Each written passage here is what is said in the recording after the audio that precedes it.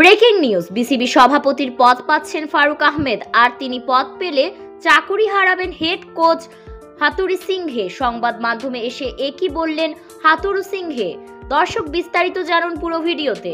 আওয়ামী লীগ সরকারের পতন হওয়ার পর পরিবর্তনের হাওয়া বইছে বাংলাদেশে। রাজনৈতিক জায়গা থেকে শুরু করে সরকারি পদ, শিক্ষা ব্যবস্থা সহ নানা ক্ষেত্রেই হচ্ছে পরিবর্তন। ব্যতিক্রম হয়নি ক্রীড়া ক্ষেত্রেও।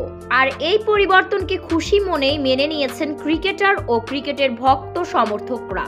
বিসিবি সভাপতির পদ ও পরিচালনা পর্ষদে আসতে যাচ্ছে নতুন মুখ।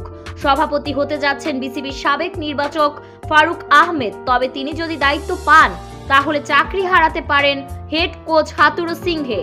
2 ম্যাচের টেস্ট সিরিজ খেলতে পাকিস্তানে অবস্থান করছে বাংলাদেশ। সেখানেই সংবাদ সম্মেলনে নিজের অবস্থান নিয়ে চন্দ্রিকা হাথুরু সিংহে বলেন, আমার কোনো ধারণা নেই বিসিবিতে কি চলছে।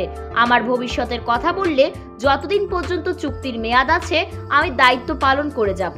যদি বোর্ড বদলে যায় এবং তারা যদি পরিবর্তন চায়, আমার তাতে কোনো সমস্যা নেই। তারা যদি আমাকে চালিয়ে নিতে বলে, আমাকে নিয়ে খুশি থাকে, আমিও খুশি মনে দায়িত্ব পালন করব।